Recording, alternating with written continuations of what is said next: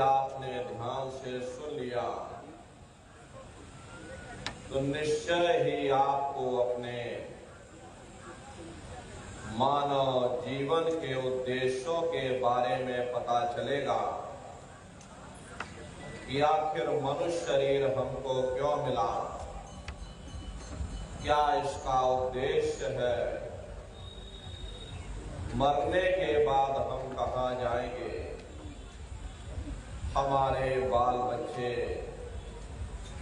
हमारे रिश्ते नातेदार, हमारे कुटुंब परिवार वाले कहाँ जाएंगे और कैसे हमारी जीवात्मा का कल्याण होगा।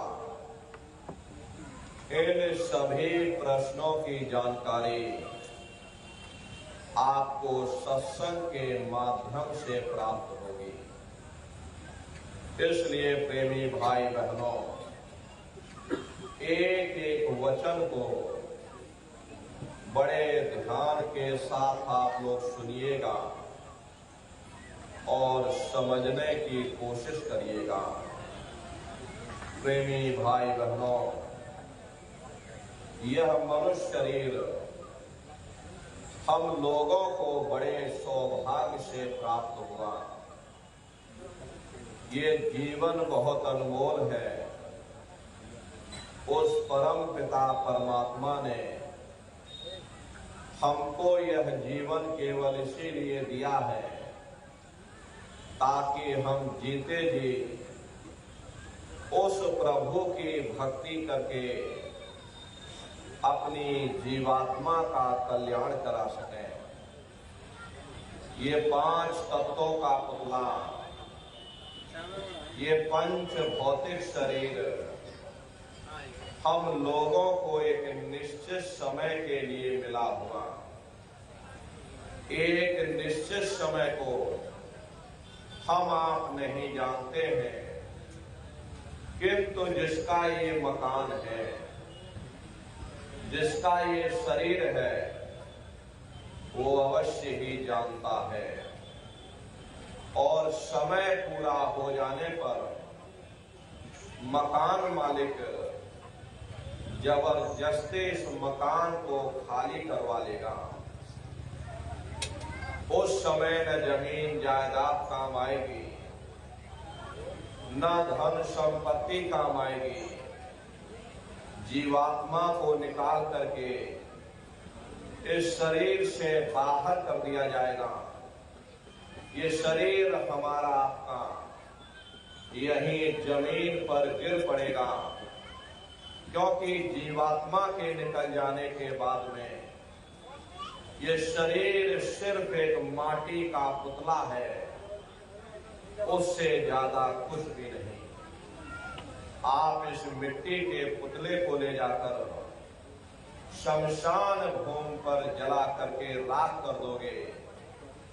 हमारी आपकी कौम, हमारा आपका मजहब, हमारी आपकी जात और बिरादरी, हमारा आपका नाम उसे शमशान भूमि पर जल करके राख हो जाएगा। महात्मा प्रेम से जीवों को समझाते हैं कि भाई मिले नरदेह यह तुमको,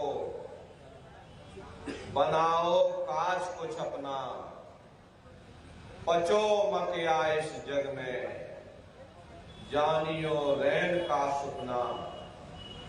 प्रेमी भाई बहनों, जैसे रात में हम लोग स्वप्न देखते हैं, हालांकि उस समय पर हमें स्वप्न सच मालूम पड़ता है, असली प्रतीत मालूम होता है, लेकिन जब हम सुबह उठते हैं, जब हमारी आंखें खुलती हैं, तब हमें होश आता कि नहीं भाई, हम तो स्वप्न देख रहे थे, ये सब भ्रम है।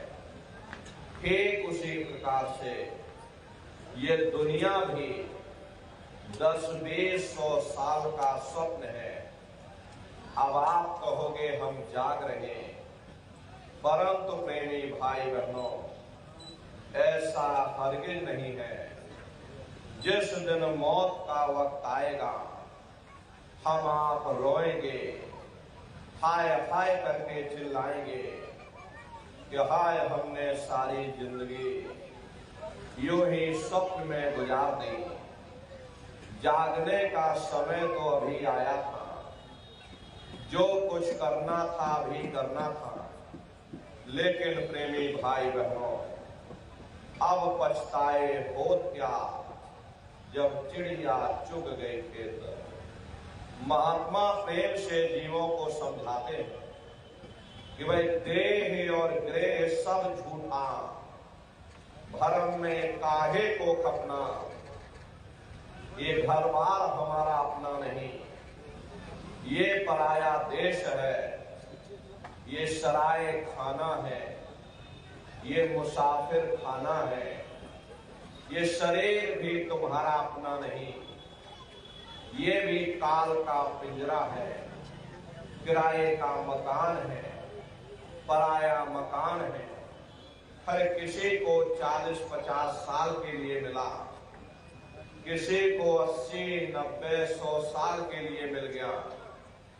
जितने जितने श्वास उस मालिक ने बख्शे हैं, उसे भुगतने के बाद में हमें शरीर को यहीं छोड़ जाना। श्वास दुधारा नित्य ही जारी, एक दिन खाली चाम। हरे प्रेमी भाई बहनों, एक तालाब पानी से चाहे कितना भी क्यों ना भरा हो, आप एक छोटी सी नाली काट कर खोल दीजिए, तालाब में छोटा सा छेद कर दीजिए, तो सारा पानी ही तालाब से बाहर निकल जाएगा। ठीक उसी प्रकार से हमारा ये शरीर भी श्वासों का भंडार है। जब तक श्वासों का भंडार जारी है, तब तक हम दुनिया के काम काज में फंसे हुए, दुनिया के कारोबार में हम आप उलझे हुए। लेकिन जिस वक्त ये श्वासों का भंडार खाली होगा, हर टेलीफोन खड़क जाएंगे, तार पहुंच जाएंगे, संदेश पहुंच जाएंगे, सब रिश्ते नातेदार, सब कुटुंब परिवार वाले, सब अड़ोस पड़ोस वाले मिनटों सेकंडों में इकट्ठा हो जाएंगे। हरे प्रेमी भाई बहनों, जिस शरीर से तुम इतना प्रेम किया करते थे, उसे कोई 1 लाख भी घर में रखने को तैयार नहीं होता। कंधों पर लटका करके शमशान भूमि पर छोड़कर आ जाते। हिंदू लोग तिनका तोड़ाते, जैसे तिनका टूट गया, तेरा मेरा रिश्ता नाता टूट गया। मुसलमान, सिख या ईसाई लोग खाक की मिट्टी कब्र में डाल देते। जो मेरे लिए खाक की मिट्टी है, वह मेरे लिए तू है। प्रेमी भाई बहनों, मामूली कष्ट नहीं होता। मौत के समय में घनघोर पीड़ा होती है। जन्मत मरत दुसह दुख हुई। सहजो बाई ने बयान किया कि सहजो मौतें आईया, अंग अंग दिया तोड़, और हिया जरे छाती फटे, उठे पीर घनघोर। गुरु महाराज सत्संग में फरमाते थे कि जैसे 1 लाख भिक्षु एक साथ मिल करके हमारे जिस्म पर डंक मारे, उससे भी लाखों करोड़ों गुना ज्यादा मौत के समय में दर्द होता है। जब मृत्यु आती है तो किस तरह से प्राण निकलते हैं, प्राणों के निकलने की क्या प्रक्रिया होती है, पहले उसे आप अच्छे से समझिएगा। प्रेमी भाई बहनों, जैसे संसार में महाप्रलय आती, तो महाप्रलय के समय क्या होता, सबसे पहले पूरी पृथ्वी ढह जाती है। ये पृथ्वी पानी में घुल करके पानी बन जाती है। मानो सृष्टि की प्रलय एक बड़ी कयामत है और शरीर की प्रलय एक छोटी कयामत है। तो जैसे ही मौत आती है, सबसे पहले गुदा चक्र टूटता है। सिमटत भास श्वास उठ जावे और प्राण पति जब सिमट समावे, उस समय हमारी सांसें रुक जाती, शरीर की चेतना पीछे सिमटने लगती। तो सबसे पहले गुदा चक्र ही टूटता, क्योंकि गुदा चक्र में पृथ्वी का वास होता है।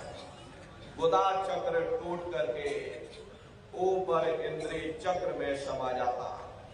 इंद्रिय चक्र में जल का वास होता, यानी जल ने पृथ्वी को खोल दिया। फिर जब इंद्रिय चक्र टूटेगा तो ऊपर नाभि चक्र में समा जाएगा। नाभि चक्र में अग्नि का वास होगा, यानी अग्नि ने फिर जल को सुखा दिया। ये नीचे से सिमटाव होता है, नीचे से ऊपर की ओर सिमटाव होता है। फिर जब ये नाभि चक्र टूटेगा तो हृदय चक्र में समा जाएगा। हृदय चक्र में वायु का वास होगा, यानी वायु ने अग्नि को अपने में समाहित कर लिया और इस तरह से वायु आकाश में उड़ गई कि आंखों की पुतलियां पलट जाती हैं, मुंह खुला का खुला रह जाता। हरे महात्मा कहते हैं, वह जब यह कर्म कलाई उपजावे और बुद्धि स्वरत की आन दबावे, जब यह जीवात्मा पांचों तत्वों को लांग करके जल पृथ्वी अग्नि वायु आकाश पांचों तत्वों को लांग करके ऊपर आती है, तो काल दाढ़ में आन दबानी और जब ढर के नैनन से पानी, जब काल अपनी दाढ़ में दबाता उस समय नेत्रों से पानी निकलता, इंद्रियां टूट टूट करके चकनाचूर हो जाती, सब रिश्ते नातेदार खड़े रह जाएंगे, डॉक्टर वैद्य हकीम सब आपको घेरे रह जाएंगे, लेकिन आप अपनी पीड़ा को अपनी तकलीफ को उस समय अपने मुख से बयान नहीं कर पाओगे। सिर्फ आपके नेत्रों से अश्रु टपकेंगे, लगे टकटकी दिखे न भाई, वाह समय को करे सहाई। उस समय जीव टकटकी लगाकर देखता कि कोई मेरी मदद कर दे, कोई मुझे इस पीड़ा से निजात दिला दे, लेकिन प्रेमी भाई बहनों सब खड़े रह जाएंगे, लेकिन कोई तुम्हारी पीड़ा से तुम्हें मुक्ति नहीं दिला पाता। यमदूत आते हैं, प्राणों की डोरी को तोड़ देते और जीवात्मा को खींच करके इस शरीर से बाहर कर दिया जाता। और जैसे ही जीवात्मा शरीर से अलग हुई, ये शरीर हमारा आपका मिट्टी हो जाता। फिर इस मिट्टी को एक रात अपने घर में कोई रखने को तैयार नहीं होता। अरे आपके कितने भी सगे संबंधी क्यों ना हो, खास नात रिश्तेदार क्यों ना हो, लेकिन एक रात कोई घर में मट्टी रखने के लिए तैयार नहीं होते। कहते भाई जल्दी करो जल्दी करो, अब इनकी शक्ल देखने में हमको डर लग रहा, जल्दी से बाजार से कफन खरीद के लाओ, जल्दी से लकड़ियां खरीद के लाओ, जल्दी से चिता तैयार करो, इनको घर में से जल्दी से उठा ले जाओ, वही शमशान भूमि पर जला देना। ये जो घर में इनके कपड़े लत्ते पड़े हुए, हर इनके कपड़े लत्ते भी उठा ले जाओ, वही शमशान भूमि पर जला देना। जिस बिस्तर पर ये लेटे रहे, ये बिस्तर भी अशुद्ध हो गया, अब इनकी छुई हुई चीज हमको घर में एक नहीं चाहिए, इसलिए इनका बिस्तर भी उठा ले जाओ, वही शमशान भूमि पर जला देना। लेकिन उसने कोई सोने की अंगूठी पहनी होगी, उसे धीरे से उतार कर जेब में रख लोगे, बस वही एक अशुद्ध नहीं होगा और बाकी सब अशुद्ध हो जाएगा। अरे महात्मा कहते हैं कि भाई कुटुंब परिवार मतलब काम, बिना धन पास नहीं जाए। ये रिश्ते नातेदार, ये कुटुंब परिवार वाले, ये सब स्वार्थ के संगी साथी। अरे प्रेमी भाई बहनों, आज तुम्हारी जेब में पैसा है तो सब जैसे तैसे तुमसे रिश्तेदारियां कायम कर लेंगे। आज जेब खाली हो जाए तो बेटा बाप को बाप कहने के लिए तैयार नहीं होता। अरे आप रोज कचहरियों में मुकदमों का हाल देखते हो। यदि किसी पिता ने बंटवारा करते समय किसी एक बेटे को 1000 रुपया कम दे दिया या 1 बीघा जमीन कम दे दी तो बेटा बाप का दुश्मन बन जाता, उसे ले जाकर कचहरियों में खड़ा कर देता। अरे अपना यहाँ क्या है, ये स्वार्थ के संगी साथी, कोई तुमको याद करने वाला नहीं। 13 दिन बाद 13वीं मना देंगे, लड्डू पूड़ी पकवान बना करके खिला देंगे, फिर जाने वाले को कोई याद नहीं करता। अभी बूढ़े बुजुर्गों से पूछा जाए कि क्या तुमको तुम्हारे माँ बाप की याद आती है, तो कहेंगे भाई नहीं आती। अरे क्यों नहीं आती? तुम्हारे माँ बाप थे, तुमको पाला पोसा बड़ा किया, खुद भूखे रहे होगे, तुम्हारा पेट पाला होगा, तुमको तुम्हारे माँ बाप की याद क्यों नहीं आती?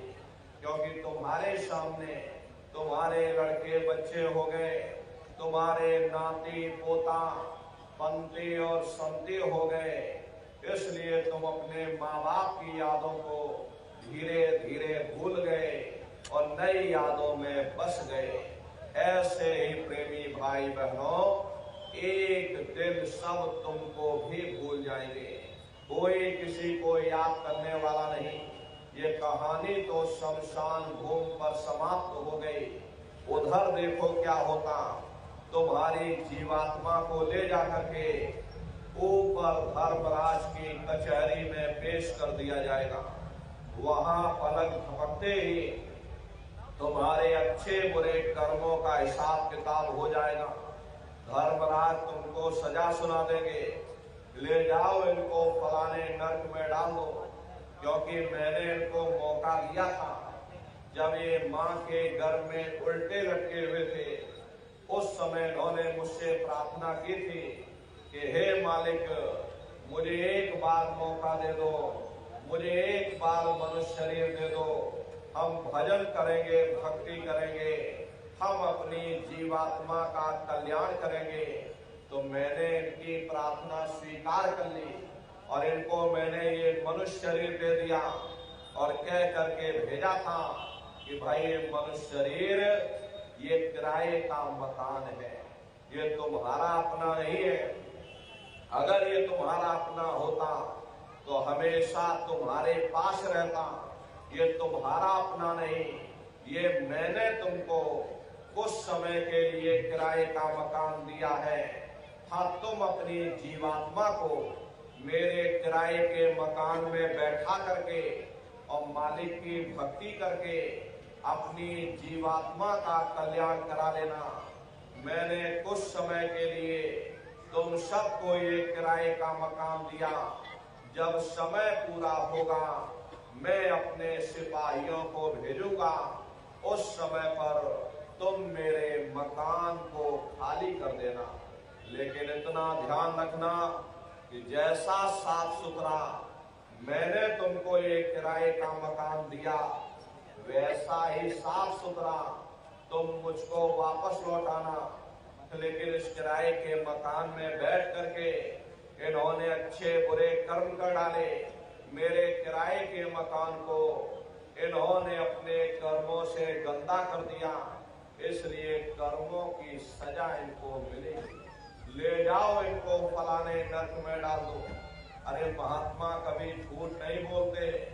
महात्माओं ने जब साधना किया और साधना करके जब ऊपर गए और ऊपर जा करके जब उन्होंने नरकों का हाल देखा, तो हमारी आपकी जानकारी के लिए उन्होंने धर्म ग्रंथों में लिख दिया कि लोह के खम्भ तपत के माही, जहां जीव को ले चिपकाई वहां लोहे के खंभे अग्नि से धधक धधक कर लाल हो रहे। ऐसे छोटे जीवों को उन खंभों में चिपकाया जाता। जीव हाय हाय करके तड़पता है। तड़प तड़प जीव जुलम बुखारी, और तपत खंभ दुखी उपजे भारी। असहनीय वेदना होती है, असहनीय दुख दर्द होता। जीव वहां रोता चिल्लाता रहता। वाह समय की कौहा सुनाई, लोहा अग्नि धमन धोखाई। जो धमन से धोके लोहारा, लोहा जो अग्नि में डाला। जिस प्रकार से लोहार लोहे को अग्नि में तपा करके लाल करता, ऐसे ही प्रेमी भाई बहनों वहां भी बड़े बड़े खंभे अग्नि से तप करके लाल हो रहे। जीवों को उसी पर लिटा दिया जाता। जीव रोता और चिल्लाता है, अरे कुंभी नरक निदान यह है। पड़े जीव जग जाए, सिर समेत डूबा रहे। प्रेमी भाई बहनों सदा नरक के माही। कुंभी कहते घड़े के आकार का बड़ा विशाल नरक बना हुआ, दुनिया भर का मवाद बड़े भारी बदबू में से आती। जीवों को उसी में डाल दिया जाता। जब ही नरक सिर ऊपर काढ़े, तब ऊपर जूती जब मारे। जैसे ही ये जीव श्वास लेने के लिए अपने सिर को ऊपर निकालता, ऊपर यमदूत खड़े रहते, हालों से उसको चुभो देते। जीव फिर उसी में डूब जाता। कुंभी नरक कल्प लो वासा, मुख में नरक नाक में श्वासा। कल्प लो वासा। प्रेमी भाई बहनों 1000 चौकड़ी युग का एक कल्प होता है। अनगिनत कल्पों तक, अनगिनत युगों तक, यानी कि युगों युगों तक ये जीव नरकों की यातनाएं सहता रहता। और नरकों की यातनाएं सहने के बाद में इसी जीवात्मा को सीधे मनुष्य शरीर नहीं दिया जाता, बल्कि इसे 4 खान 84 लाख योनियों में डाल दिया जाता।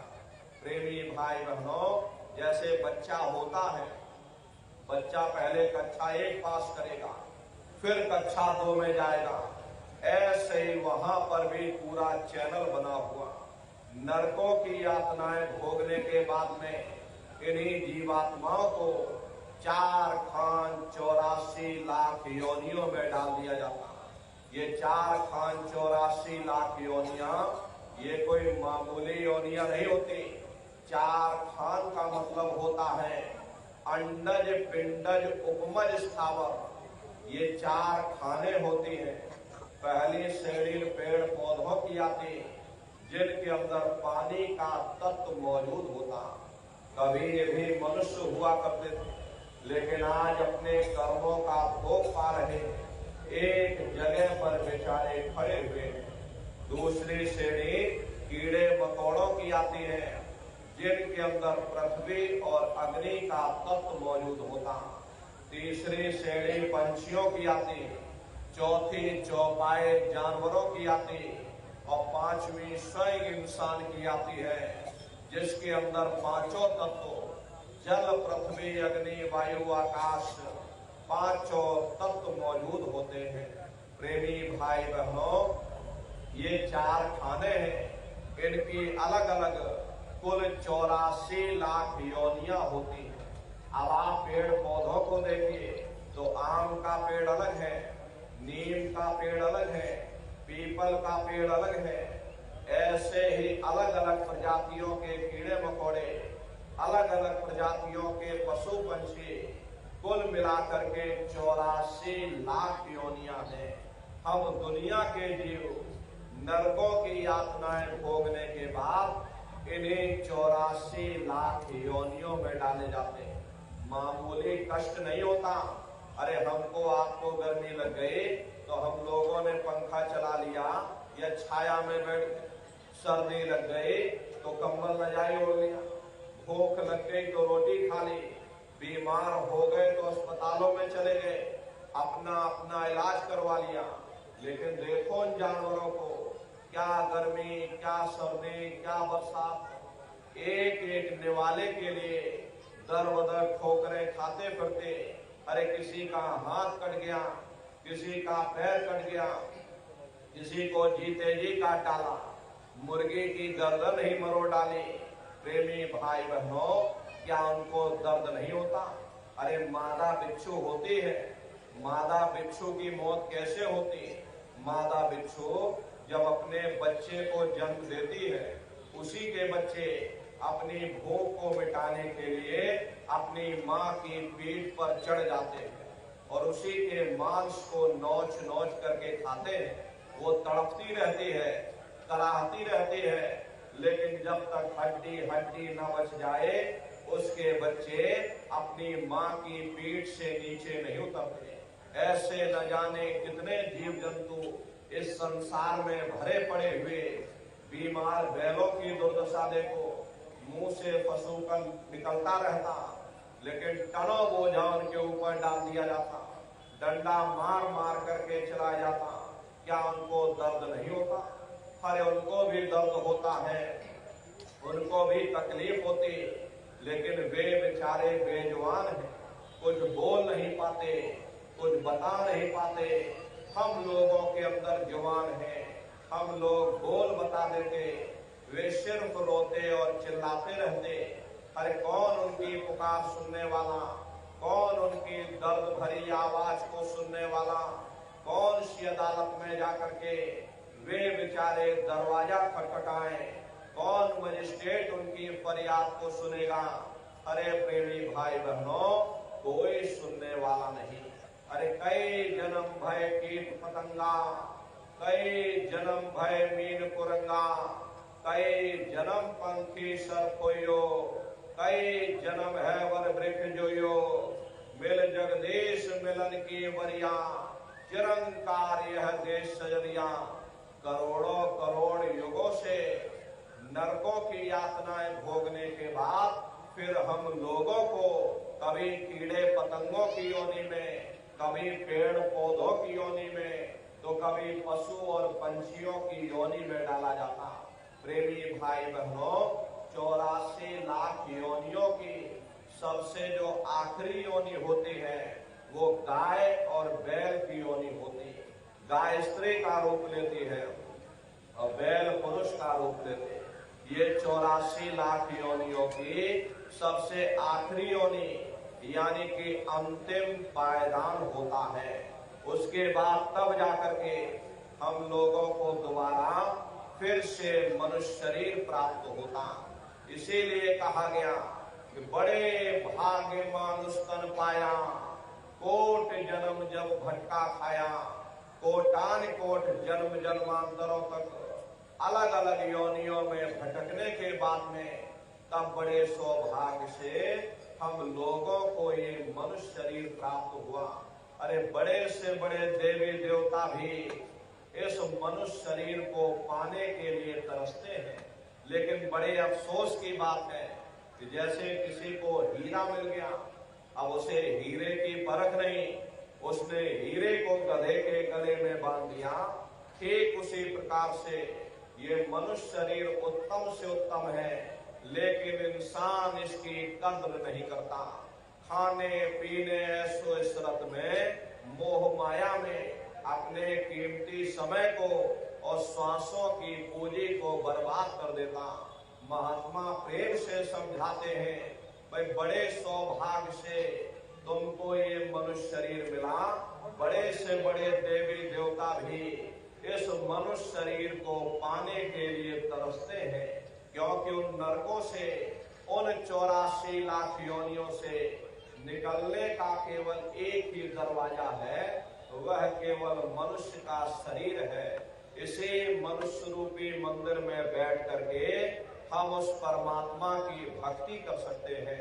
इसीलिए संतों महात्माओं ने इस पंच भौतिक शरीर को सच्चा हरि मंदिर कहकर याद किया कि हरि मंदिर यह शरीर है और ज्ञान रतन प्रकट होए, ये असली हरि मंदिर है। जब भी वो मालिक मिलेगा इसी हरि मंदिर के अंदर मिलेगा। इसी पंच भौतिक शरीर को ईसा मसीह साहब ने टेम्पल ऑफ लिविंग गॉड यानी जिंदा ईश्वर का मंदिर कहा। इसी पंच भौतिक शरीर को मुसलमान फकीरों ने कुदरती काबा कहकर याद किया। ये असली कुदरती काबा है। उस मालिक का दर्शन जब भी होगा इसी कुदरती काबे के अंदर जाकर होगा। इसी पंच भौतिक शरीर को गुरु नानक साहब ने नर नारायणी देह कहकर याद किया। ये वो देह है जिसमें नारायण स्वयं विराजमान है।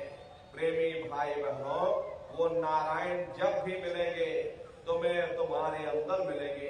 बाहर से आज तक न कभी किसी को परमात्मा मिला, न भविष्य में कभी मिल सकता। परमात्मा जब भी मिलेगा तुम्हें तुम्हारे अंदर मिलेगा।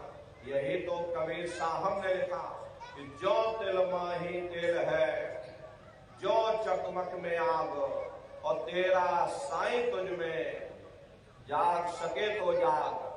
जिस तरह से तिल में तेल होता है, पत्थर में अग्नि होती है, ठीक उसी तरह से वो मालिक हर एक के घट घट में, हर एक के वजूद के अंदर बैठा हुआ। यही आपकी धर्म पुस्तकों में भी लिखा है, अरे मोको का घोड़े रे बंदे, मैं तो तेरे पास में, और ना तीरथ में ना मूरत में, मैं तो हूँ विश्वास में। ना मैं तीरथ में मिलूंगा, ना मैं मूरत में मिलूंगा, ना मैं अन्य किसी कर्म कांड में मिलूंगा, ना मैं ग्रंथों में मिलूंगा, ना मैं पोथियों में मिलूंगा, ना मैं किताबों में मिलूंगा। चाहे सारी उम्र बैठ करके तुम किताबें पढ़ते रहो, मैं जब भी मिलूंगा तो मैं तुम्हारे अंदर मिलूंगा। हरे प्रेमी भाई बहनों, बड़ी सीधी सी बात है कि अगर खाना बनाने की किताब सारी उम्र बैठ करके पढ़ते रहोगे कि भाई खाना ऐसे बनता है और खाना वैसे बनता है, खाने में नमक डाला जाता, खाने में तेल डाला जाता, तो कभी तुम्हारा पेट नहीं भर सकता। जब तक आप खाना बनाओगे नहीं, उसे खाओगे नहीं, कभी तुम्हारा पेट नहीं भर सकता। हम वेदों की निंदा नहीं करते, हम ग्रंथों की निंदा नहीं करते, हम गीता, कुरान, बाइबल की निंदा नहीं करते। अरे वेद, शास्त्र, गीता, कुरान, बाइबल कहती है भाई मनुष्य के अंदर